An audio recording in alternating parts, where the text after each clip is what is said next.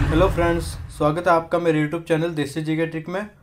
और दोस्तों, आज हम पढ़ने वाले हैं सिंधु घाटी सभ्यता के बारे में दोस्तों। और ये फुल डिटेल्ड वीडियो होगा। और इससे पहले हमने प्राचीन इतिहास को शुरू किया था और इन पर 3 वीडियो बनाई थी मैंने। इतिहास को किस क्रम में पढ़ना है, और मानव की उत्पत्ति कैसे हुई, पाषाण काल और ताम्र पाषाण काल, इन 4 टॉपिक में मैंने वीडियो बनाई है दोस्तों। और आज हम पढ़ेंगे दोस्तों सिंधु घाटी सभ्यता के बारे में दोस्तों। तो इसको भी हम एक क्रम से पढ़ेंगे दोस्तों। पहले हम देखेंगे कि सिंधु घाटी सभ्यता है उसकी भूमिका क्या थी, फिर उत्पत्ति, फिर इसका कालक्रम, फिर विस्तार, और सिंधु घाटी सभ्यता के प्रमुख स्थल, और सिंधु घाटी सभ्यता का जीवन कैसा था, सामाजिक, सांस्कृतिक और राजनीतिक और आर्थिक जीवन, और अंत में दोस्तों सिंधु घाटी सभ्यता का पतन कैसे हुआ। तो यहाँ पर दोस्तों हम भूमिका पढ़ेंगे सिंधु घाटी सभ्यता के बारे में। तो पहले मैं आपको बता देता हूँ कि दोस्तों सिंधु घाटी सभ्यता का विस्तार है वो सूतकांगडोर बलूचिस्तान से आलमगीर यूपी तक था, और उत्तर में मांडा जम्मू कश्मीर, और दक्षिण में देमावास जो कि महाराष्ट्र में है। और चित्र में भी आप देख सकते हैं दोस्तों, ये 4 छोर थे वो सिंधु घाटी सभ्यता के अंतिम छोर थे, पूर्व पश्चिम उत्तर दक्षिण में। और सिंधु घाटी सभ्यता है वो मिस्र की सभ्यता से लगभग 20 गुना बड़ी थी, और मेसोपोटामिया की सभ्यता से 12 गुना बड़ी थी। तो कहे तो दोस्तों सिंधु घाटी सभ्यता है वो सबसे बड़ी सभ्यता थी। और सिंधु घाटी सभ्यता के जो उपनाम हैं उनको हड़प्पा सभ्यता भी कहा जाता है, और इसको सरस्वती सभ्यता और प्रथम नगरीय सभ्यता और ताम्र युगीन और कांस्य युगीन सभ्यता भी कहा जाता है।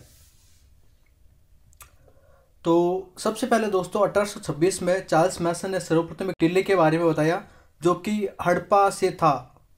इसके बाद दोस्तों 1853 और 56 ईस्वी में जब भारत के गवर्नर जनरल डलहौजी थे, उस टाइम कराची से लाहौर तक रेलवे लाइन बन रही थी, और इसका जो नेतृत्व कर रहे थे वो थे कनिंघम।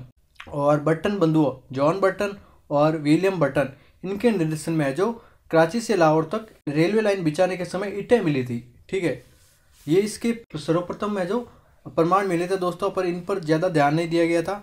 और 1921 में जब भारतीय पुरातत्व संरक्षण विभाग की स्थापना हो गई थी, उस टाइम वायसराय थे कर्जन, और इनके जो अध्यक्ष थे वो थे जॉन मार्शल, यानी कि भारतीय पुरातत्व संरक्षण विभाग के अध्यक्ष थे जॉन मार्शल। और दयाराम साहनी ने यहाँ पर अन्वेषण का काम किया और हड़प्पा की खोज की सर्वप्रथम। इसी कारण सिंधु घाटी सभ्यता को हड़प्पा सभ्यता भी कहा जाता है, क्योंकि जो सबसे पहले स्थान मिला था वो हड़प्पा मिला था। और इनके जो सहयोगी थे वो थे माधव स्वरूप वर्ष। दयाराम साहनी के जो सहयोगी थे वो थे माधव स्वरूप वर्ष। और 1947 के बाद बड़े पैमाने पर खोज हुई, और सरस्वती नदी के आसपास लगभग 1100 स्थल प्राप्त हुए। इसी कारण इसे सरस्वती सभ्यता भी कहा जाता है दोस्तों। और यह है जो प्रथम नगरीय सभ्यता थी, क्योंकि यहाँ एक नदी प्रवाह क्षेत्र था जहाँ पर जलोढ़ मिट्टी है वो अधिक मात्रा में थी, और ये उपजाऊ क्षेत्र था। इसी के कारण यहाँ पर व्यापार भी होता था और धन भी आता था। इसी कारण ये नगरीय सभ्यता बनी। और इस सभ्यता के लोग हैं वो तांबे के साथ साथ टिन का भी प्रयोग करने लगे, और सिंधु घाटी सभ्यता के लोग तांबे के साथ कांसे का भी प्रयोग करने लगे। इसी कारण से कांस्य युगीन सभ्यता भी कहा जाता है। अब देखते हैं दोस्तों इनकी उत्पत्ति के बारे में। तो सिंधु घाटी सभ्यता के उत्पत्ति के बारे में 2 मत मिलते हैं दोस्तों, एक है विसरणवादी, एक है क्रमिक विस्तार। विसरणवादी का मतलब है कि सिंधु घाटी सभ्यता के लोग हैं वो एक स्थान से दूसरे स्थान पर आए थे। कहने का मतलब यह है कि विसरणवादी में विदेशी मत आएंगे, यानी कि जो मेसोपोटामिया सुमेरियन सभ्यता थी वहाँ से लोग हैं वो यहाँ पर आए थे निवास करने के लिए। और एक आता अपना क्रमिक विस्तार। इसका मतलब यह है कि सिंधु घाटी सभ्यता के लोग हैं वो पहले ग्रामीण जीवन जीते थे, इसके बाद इनमें परिवर्तन आया और अर्धनगरीय जीवन में अपना जीवन जीने लगे, और बाद में ये सभ्यता वो नगरीय हो गई। और यहाँ एक है वो देसी मत का उदाहरण है। देसी मतलब है जो यहाँ के लोग थे और यहीं बसे थे। तो पहले बात करते हैं दोस्तों विदेशी मत। तो यहाँ पर दोस्तों आपको ये नाम आपको ध्यान रखना है, garden child, Cramer, John Marshall, D Kosambi और एच.डी. साकलिया। इन्होंने कहा था कि जो सिंधु घाटी सभ्यता के लोग हैं वो मेसोपोटामिया से आए थे। और इसमें दोस्तों आपको ये एक चीज़ ध्यान रखनी है कि जो एच.डी. साकलिया वो भारत के थे, इन्होंने भी है जो विदेशी मत का समर्थन किया है दोस्तों। और इनका जो समर्थन का कारण था वो था कि जो बलूचिस्तान जो कि पाकिस्तान में वर्तमान में जो चबूतरे थे वो एकदम से मेसोपोटामिया के चबूतरे के समान थे, जिनको वहाँ पर जिगुरत कहा जाता था। उन चबूतरों को मेसोपोटामिया में जिगुरुत कहा जाता है, जो कि बड़े बड़े आकार के थे। वो सैम चबूतरे है वो बलूचिस्तान से मिले हैं। इसी कारण एच.डी. सक्लिया ने विदेशी मत का समर्थन किया। अब बात करते हैं दोस्तों देसी मत। देसी मत में दोस्तों दो मत आते हैं। एक आता है अपना सौती सभ्यता का और दूसरी है ईरानी बलूची सभ्यता। सौती सभ्यता है वो बीकानेर में पनपी थी दोस्तों, और बीकानेर में अमलानंद घोष ने सौती से मर्दबान जो प्राप्त किए थे, उनमें है जो पीपल के पत्ते पर रस्सी बंधी हुई थी, जो कि सैम हड़प्पा से प्राप्त हुआ। इसी कारण अमलानंद घोष ने कहा है कि सौती सभ्यता के लोगों ने ही सिंधु घाटी सभ्यता को बसाया था। और दूसरा अपना ईरानी बलूची मत, और ईरानी बलूची सभ्यता का समर्थन करने वाले दो लोग हैं दोस्तों, फियर सर्विस और रोमिला थापर। और सही देखा जाए तो सिंधु घाटी सभ्यता की उत्पत्ति है वो कर्मिक विस्तार से हुई, यानी कि सिंधु घाटी सभ्यता के लोग हैं वो यहीं से ही थे, और उनका है जो जीवन में परिवर्तन आया, पहले ग्रामीण थे फिर नगरीय हो गए। और अब बात करते हैं दोस्तों कालक्रम की। तो सिंधु घाटी सभ्यता का अलग अलग कालक्रम है वो अलग अलग विद्वानों ने प्रस्तुत किया है, और सिंधु घाटी सभ्यता का काल है वो आदि ऐतिहासिक काल में रखा गया है। तो इसमें दोस्तों हम एक ही चीज़ आपको याद करनी है, जो रेडियो C14 पत्ती है उसके अनुसार जो सिंधु सभ्यता का काल है वो है 2350 ईस्वा पूर्व से 1750 ईस्वा पूर्व। इसे ही आप ध्यान रखें दोस्तों। और अलग अलग विद्वान ने अलग अलग कालक्रम बताया, उनको आप याद ना करें दोस्तों। अब बात करते हैं दोस्तों सिंधु घाटी सभ्यता के विस्तार के बारे में। तो दोस्तों स्वतंत्रता से पहले सिंधु घाटी सभ्यता के ओनली 40 स्थल थे, और स्वतंत्रता के बाद लगभग 1400 स्थल खोजे गए। और जो सिंधु घाटी सभ्यता का विस्तार है वो अफगानिस्तान, पाकिस्तान और भारत में है। अफगानिस्तान में इसके 2 क्षेत्र है, पाकिस्तान में 475 और भारत में लगभग 925 क्षेत्र है। अफगानिस्तान में दोस्तों 2 ही क्षेत्र है, मुंडी गार्क और सुतगोई, तो इसे आप ध्यान रखें दोस्तों। और जो भारत में जो प्रमुख सिंधु घाटी सभ्यता के स्थल है वो जम्मू कश्मीर, पंजाब, हरियाणा, राजस्थान, गुजरात और महाराष्ट्र में है, और सर्वाधिक सिंधु घाटी सभ्यता के वो क्षेत्र है वो गुजरात में है। अब बात करते हैं दोस्तों इसके विस्तार के बारे में। तो पूर्व में आलमगीरपुर यूपी से सूतकांगडोर बलूचिस्तान तक है, और इसकी जो लंबाई है टोटल 1600 किलोमीटर है। और उत्तर में मांडा जम्मू कश्मीर से दक्षिण के देमावास महाराष्ट्र तक लगभग 1400 किलोमीटर की इसकी सीमा है। और एक जलीय सीमा भी लगती है दोस्तों, जो कि पश्चिम दक्षिण में है लगभग 1300 किलोमीटर की, जो कि एकमात्र जलीय सीमा थी सिंधु घाटी सभ्यता की। अब दोस्तों इसके प्रमुख नगरों के बारे में हम विस्तार से पढ़ेंगे। तो पहले बात करते हैं दोस्तों हड़प्पा। हड़प्पा है जो वर्तमान मोंटगोमरी पाकिस्तान में है, और यह है जो रावी नदी के तट पर स्थित था दोस्तों। और भारतीय पुरातत्व सर्वेक्षण विभाग के जॉन मार्शल के निर्देशन में 1921 में दयाराम साहनी ने हड़प्पा सभ्यता की खोज की थी, और इनके जो सहयोगी थे वो थे माधव स्वरूप वत्स। अब दोस्तों हड़प्पा की सभ्यता थी वो 2 हिस्सों में बटी थी, एक तो था पूर्वी टीला और एक था पश्चिमी टीला। पूर्वी टीले को दोस्तों नगर की संज्ञा दी गई, और पश्चिमी टीले को ध्रुव कहा जाता था। ध्रुव था वो ऊंचाई पर था, और पूर्वी टीला था वो जमीन पर था। पूर्वी टीले में निम्न वर्ग के लोग निवास करते थे।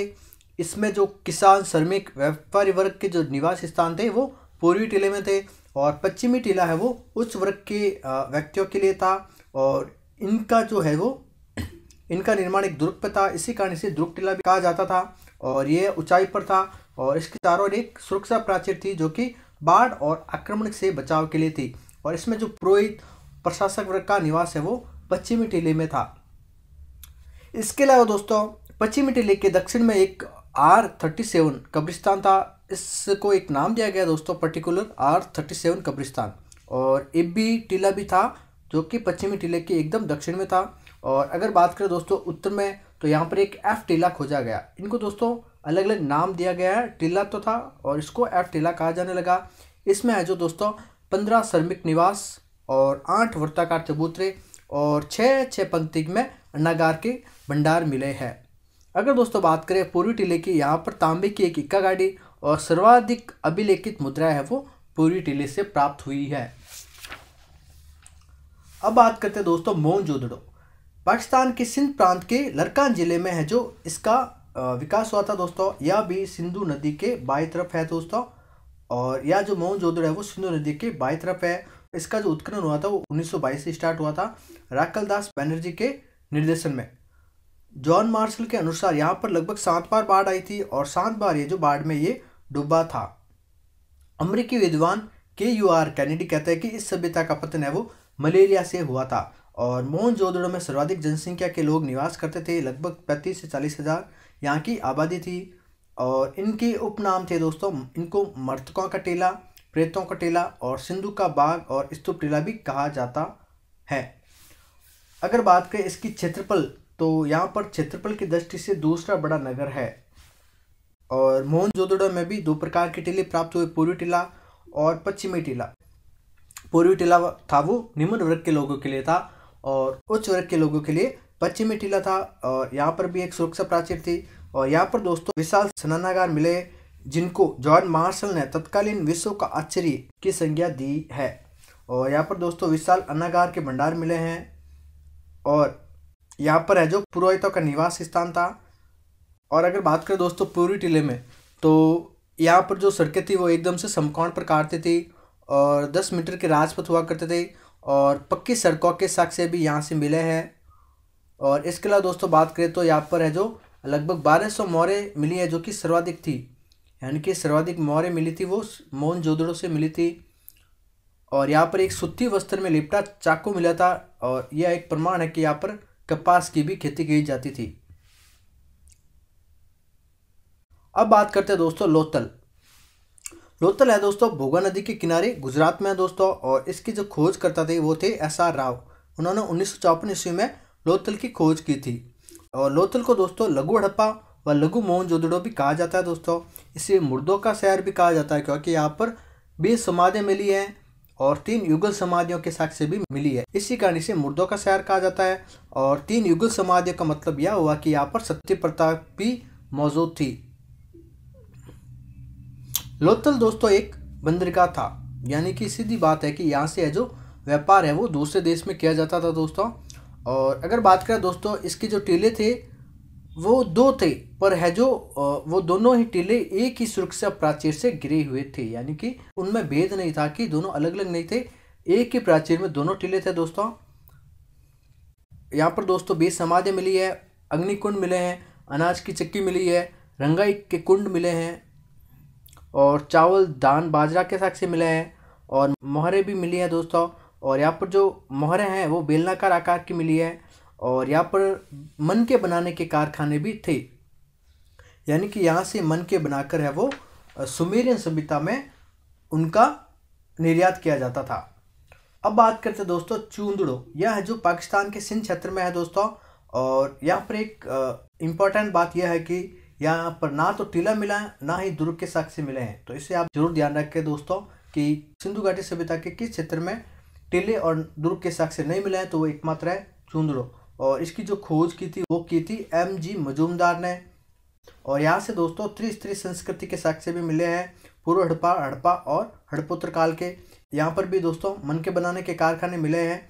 और यहाँ पर दोस्तों जुक्कर जाकर संस्कृति के भी साक्ष्य मिले हैं। जुक्कर जाकर संस्कृति है दोस्तों, हमने पिछले वीडियो में ही पढ़ा था इसके बारे में दोस्तों, जो कि सिंध क्षेत्र में पनपी थी। और यहाँ पर दोस्तों सौंदर्य प्रशासन, ये बहुत ही इंपॉर्टेंट है, काजल, कंघा, लिपस्टिक व उस्तरा के साक्ष्य मिले हैं, यानी कि यहाँ पर सौंदर्य प्रशासन भी था।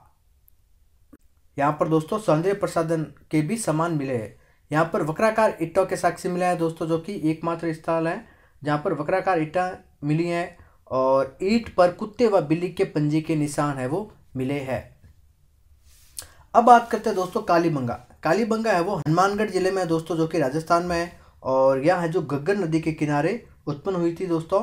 और इसके बारे में सर्वप्रथम बताया था LP टैसिटोरी ने। और इसकी जो खोज की थी वो 1952 में अमलानंद घोष ने की थी। और यहाँ पर जो उत्खनन का कार्य किया था वो BV लाल व BK थापड़ ने किया था। यहाँ पर दोस्तों कालीबंगा में काली चूड़ियाँ प्राप्त हुई, इसी कारण इसे कालीबंगा नाम दिया गया। बंगा मतलब होती है चूड़िया। इसे दीनहीन बस्ती भी कहा जाता है क्योंकि यहाँ पर जो मकान है वो पक्की ईंटों के मिले हैं दोस्तों। और यहाँ पर दोस्तों जो प्रमाण मिले हैं वो मिले हैं अग्नि वेदिका के और शल्य खोपड़ी के। और यहाँ पर दोस्तों दरारी दीवार, यानी कि दीवार पर दरार के भी साक्ष्य मिले हैं। और जल निकासी की यहाँ पर एक सुयोजित व्यवस्था थी। और जल निकास के लिए लकड़ी का प्रयोग किया जाता था, यानी कि जो नाले थी वो एकदम से लकड़ी की थी और जो नाले थी वो घर से बाहर थी। और जो नाले से जो पानी जाता था वो एक अलग से कंटेनर में जाता था जो कि गांव से बाहर था। और यहाँ पर जो सड़कें थी वो समकोण प्रकार की थी, यानी कि एक सुनियोजित सड़कें हैं जो यहाँ पर थी। और यहाँ पर दोस्तों जुते हुए खेत के साक्ष्य मिलता है, जो कि बहुत ही इंपॉर्टेंट है दोस्तों। यहाँ से डायरेक्ट क्वेश्चन आता है कि जुते हुए खेत के साक्ष्य कहाँ मिले थे, तो कालीबंगा में मिले थे दोस्तों। और यहाँ पर दोस्तों स्वदान की पद्धति भी अपनाई गई, और यहाँ पर जो लोग मरते थे उनका दाह संस्कार किया जाता था। अब बात करते हैं दोस्तों धौलीवीरा। धौलीवीरा है जो गुजरात के भचाऊ जिले में है दोस्तों। और धौली मतलब होता है सफ़ेद, वीरा मतलब कुआं, यानी कि यहाँ पर आसपास बहुत से कुएं थे, इसी कारण इसे है वो धौलीवीरा कहा जाता था दोस्तों। इसकी खोज है वो जगीपति जोशी ने की थी। और दोस्तों आपको याद है तो इसको भी यूनेस्को वर्ल्ड हेरिटेज का दर्जा है वो हाल ही में मिला है दोस्तों। तो इसे आप बहुत ही अच्छे से याद करें। इसके जो खोजकर्ता थे वो थे जगपति जोशी।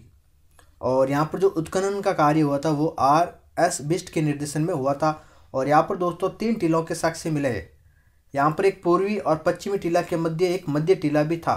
तो इसे दोस्तों आप अलग से जरूर याद करें कि 3 टीलों के साक्ष्य वो कहाँ से प्राप्त हुए, वो है अपना धौलीवीरा जो कि गुजरात में दोस्तों। और इसके अलावा दोस्तों एक बनवाली स्थान है जो कि हिसार हरियाणा में है, इसकी खोज भी R.S. बिष्ट ने की थी। और यहाँ पर अच्छी किस्म का जौ मिला है और जल निकासी का अभाव था यहाँ पर दोस्तों। और यहाँ पर दोस्तों मिट्टी से बना हल्की आकृति के साक्ष्य मिले हैं। और दोस्तों इसके अलावा आप निम्न क्षेत्र जरूर ध्यान रखें, जिसमें अपने सबसे जो बड़ा क्षेत्र है वो है गनेरी वाला। गनेरी वाला है वो सिंधु घाटी सभ्यता का सबसे बड़ा क्षेत्र है जो कि पंजाब पाकिस्तान में है। और सेकेंड नंबर पे अपना मोहनजोदड़ो। और अगर दोस्तों बात करें भारत में, तो भारत में जो सिंधु घाटी सभ्यता का सबसे बड़ा क्षेत्र है वो है राखी गढ़ी जो कि हरियाणा में है। इसके बाद है धौलीवीरा। तो इससे दोस्तों आप जरूर ध्यान रखें कि अगर पूरी सिंधु घाटी सभ्यता का बड़ा क्षेत्र देखें तो उसमें है अपने गनेरी वाला और उसके बाद है मोहनजोदड़ो। अगर भारत की बात करें तो राखी गढ़ी है वो सिंधु घाटी सभ्यता का सबसे बड़ा क्षेत्र है। और इसके अलावा दोस्तों आप ध्यान रखें कि मांडा क्षेत्र है वो जम्मू कश्मीर में है जो कि इसका है वो उत्तरतम बिंदु है। और इसके अलावा दोस्तों रोपड़ है वो पंजाब में है और इसकी खोज की थी यज्ञदत्त शर्मा ने। और आलमगीरपुर जो कि मेरठ यूपी में है, ये है जो हिंद नदी के किनारे है दोस्तों। और सिंधु घाटी सभ्यता का ये पूर्वी स्थल है। इसके अलावा दोस्तों आप एक रंगपुर स्थल है वो ध्यान रखें जो कि गुजरात में है दोस्तों। और इसकी खोज की थी रंगनाथ राव ने। और देमावास है वो महाराष्ट्र में है और यहाँ है जो गोदावरी की सहायक नदी परवरा नदी के किनारे है। और यह है जो सिंधु घाटी सभ्यता का दक्षिणतम बिंदु है। और यहाँ पर दोस्तों हम ओनली इम्पॉर्टेंट जो भी स्थल है उनके बारे में ही बात करेंगे। और यहाँ पर जो बलूचिस्तान में सूतकांगडोर जो स्थल है वो दास्क नदी के किनारे है। और आलमगीरपुर जो कि यूपी में है वो हिंड नदी के किनारे है। ये भी आप जरूर ध्यान रखें दोस्तों। तो यहाँ पर दोस्तों मैं एक आपको इम्पॉर्टेंट बात बता देता हूँ जो कि यहाँ पर ये इनके टीलों के बारे में है। तो कालीबंगा में जो टीले प्राप्त हुए पूर्वी और पश्चिमी टीला, उन दोनों के बाहर है जो सुरक्षा प्राचीर थी। ठीक है, ये चीज़ आप ध्यान रखें। और लोथल में है वो दोनों जो टीले थे वो एक ही सुरक्षा प्राचीर में थे। और धौलीवीरा में 3 टीले पाए गए, पूर्वी, मध्य और पश्चिम। और चूंदड़ा में एक भी टीला व दुर्ग नहीं पाया गया। तो इसे आप दोस्तों अलग से जरूर ध्यान रखें दोस्तों।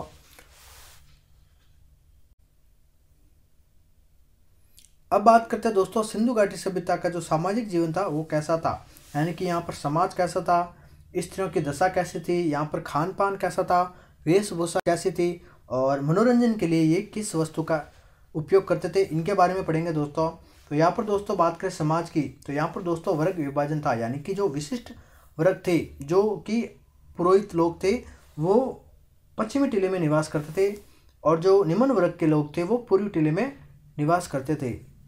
अगर बात करें दोस्तों यहाँ पर स्त्रियों की दशा के बारे में, तो यहाँ का समाज है वो मात्र सत्तात्मक था, यानी कि मात्र को ही प्रधान माना जाता था दोस्तों। और क्योंकि यहाँ पर सर्वाधिक है वो मर्ण मूर्तियाँ है वो महिलाओं की प्राप्त हुई और महिला को ही शक्ति का रूप यहाँ पर माना जाता था दोस्तों। हड़प्पा से प्राप्त एक मूर्ति में महिला के गर्भ से पौधा निकलता हुआ दिखाया गया है, जो कि यहाँ पर है वो दर्शाता है कि यहाँ पर जो स्त्रियों की दशा थी वो सर्वोपरि थी। और लोथल में दोस्तों 3 युगल समाधियों के साक्ष्य मिले हैं जो कि सती प्रथा के होने का प्रमाण देते हैं। अगर बात करें दोस्तों यहाँ पर खान पान की, तो ये शाकाहारी और मांसाहारी दोनों प्रकार के थे दोस्तों। और वेशभूषा की बात करें तो ये सूती व ऊनी दोनों प्रकार के वस्त्रों का उपयोग करते थे। अगर बात करें दोस्तों आभूषण, तो अलग अलग जगह से अलग अलग इनके प्रमाण प्राप्त हुए। हड़प्पा से है वो श्रृंगार दान प्राप्त हुआ है। मोहनजोदड़ो से चांदी की अंडाकार चूड़ियाँ प्राप्त हुई है। कालीबंगा से हाथ दांत की चूड़ियाँ प्राप्त हुई है। और चूंदड़ों से सौंदर्य प्रसाधन के सामान है वो प्राप्त हुए हैं। और महिला व पुरुष दोनों है वो आभूषण पहनते थे। और उच्च वर्ग के लोग है वो धातु, मणिक, हाथीदांत, चांदी आदि के है वो आभूषण है वो प्रयोग में लेते थे। और निम्न वर्ग के लोग है वो शंख, सीप और मिट्टी के आभूषण पहनते थे।